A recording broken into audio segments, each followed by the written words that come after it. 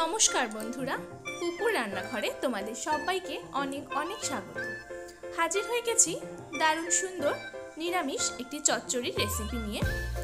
এই চচ্চড়িটি প্রায় কম বেশি আমরা সকলেই খেয়েছি, সকলেই ভীষণ পছন্দ করে থাকি, আর খুব সহজে খুব কম উপকরণে কিন্তু এই রেসিপিটা তৈরিও হয়ে যায়।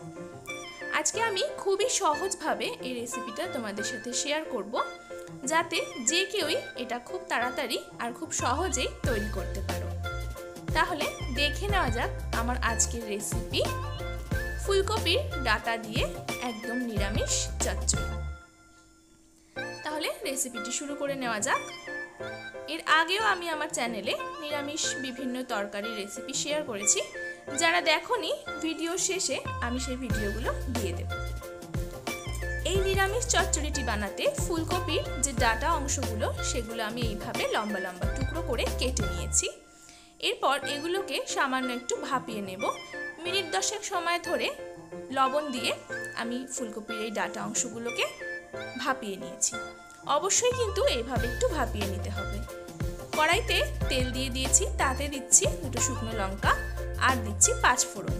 ফোড়নটা দিয়ে এইভাবে টুকরো টুকরো করে কেটে রাখা আলু, টুকরো করে কেটে রাখা বেগুন আর কাঁচা লঙ্কা দিয়ে তারপর লবণ, হলুদ আর সামান্য পরিমাণে একটু চিনি দিয়ে ভালো করে সমস্ত সবজিগুলোকে ভেজে নেব। ফুলকপির ডাঁটা অংশটাকে আমরা একটু ভাপিয়ে নিয়েছি। যদি এইভাবে ভাপিয়ে নেওয়া হয় তাহলে কিন্তু গ্যাস অম্বলের যে সমস্যাগুলো হয় এটা খেলে সেটা আর হবে না। এই সবজিগুলোকে ঢাকা দিয়ে আমি ভালো করে ভেজে নেব। গ্যাসের ফ্লেমটা অবশ্যই লো টু মিডিয়ামেই থাকবে, হাইতে একদমই রাখবে না। সবজিগুলো আমার ভাজা হয়ে গেছে, আলু এখানে একদমই নরম হয়ে গেছে।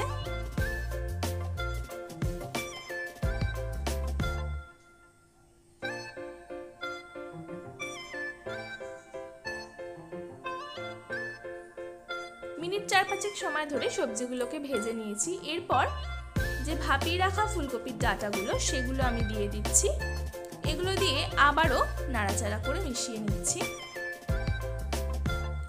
ভীষণই তাড়াতাড়ি কিন্তু তরকারিটা হয়ে যায় আর খেতে কিন্তু ভীষণই ভালো লাগে। আর রান্নাটা কিন্তু অবশ্যই সর্ষের তেলেই করতে হবে। আবারও একটু ঢাকা দিয়ে রাখছি 2 মিনিটের জন্য।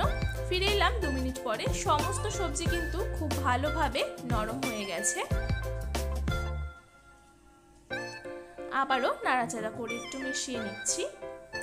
দিয়ে দিচ্ছি 3 টেবিল চামচ সর্ষে বাটা। আমি এখানে 2 টেবিল চামচ সর্ষে, 2 কাঁচা লঙ্কা দিয়ে ভালো করে পেস্ট করে নিয়েছি। সেই সর্ষে পেস্টটা কিন্তু এখানে আমি দিয়ে দিচ্ছি। এই সর্ষে বাটা কিন্তু এই চচ্চড়ির প্রধান উপকরণ, এটা কিন্তু অবশ্যই দিতে হবে। এটা দিলে কিন্তু স্বাদ খুবই ভালো আসে, আর এইটাই কিন্তু এই তরকারির প্রধান উপকরণ। আবারও বলছি, অবশ্যই এই সর্ষে বাটাটা দিতেই হবে। সর্ষে বাটাটা দিয়ে ভালো করে নাড়াচাড়া করে মিশিয়ে নিচ্ছি। আরও লবণ লাগবে কিনা এই পর্যায়ে দেখে নিতে হবে। তরকারিটি কিন্তু একদম তৈরি হয়ে গেছে। এরপর আমি গ্যাসের ফ্লেমটাকে অফ করে 2 মিনিট স্ট্যান্ডিং টাইমে রেখে দেব। ফিরে এলাম 2 মিনিট পর। পরিবেশন করে নিয়েছি আমাদের আজকের রেসিপি, সম্পূর্ণ নিরামিষ চচ্চড়ি ফুলকপির ডাঁটা দিয়ে। ট্রাই না করে থাকলে অবশ্যই বাড়িতে একবার ট্রাই করো, খেতে কিন্তু ভীষণই ভালো লাগে। আর শীতকালের বিভিন্ন সবজি দিয়ে, যেমন শিম, মূলো, সেগুলো দিয়েও কিন্তু এই চচ্চড়িটা খুবই ভালো হয়। আমি সেই রেসিপিটাও তোমাদের সাথে অবশ্যই শেয়ার করব। তাহলে বন্ধুরা, কেমন লাগলো আমার আজকের এই রেসিপি? ভালো লাগলে একটি লাইক করে দিও, বন্ধু ও পরিবারের সাথে ভিডিওটা শেয়ার করে দিও। আমার চ্যানেলটা সাবস্ক্রাইব করে আমার পাশে থাকার অনুরোধ রইল।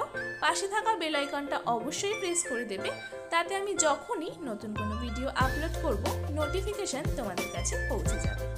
যারা আমার চ্যানেলটা সাবস্ক্রাইব করে আমার পাশে আছো তাদেরকে অসংখ্য ধন্যবাদ। যারা আজকে আমার চ্যানেলে নতুন এসেছো তাদের অনুরোধ করছি আমার চ্যানেলটা সাবস্ক্রাইব করে নেওয়ার জন্য, এইরকমই ভালো ভালো ভিডিও পাওয়ার জন্য। তাহলে বন্ধুরা, আজকের ভিডিওটা কেমন লাগলো অবশ্যই আমাকে কমেন্টে জানিও। হাজির হয়ে যাব আবারও অন্য কোনো রেসিপি নিয়ে। ততক্ষণ পর্যন্ত সকলেই খুব ভালো থেকো, সুস্থ থেকো। আজ এই পর্যন্তই, আজ বিদায় নিচ্ছি। ধন্যবাদ।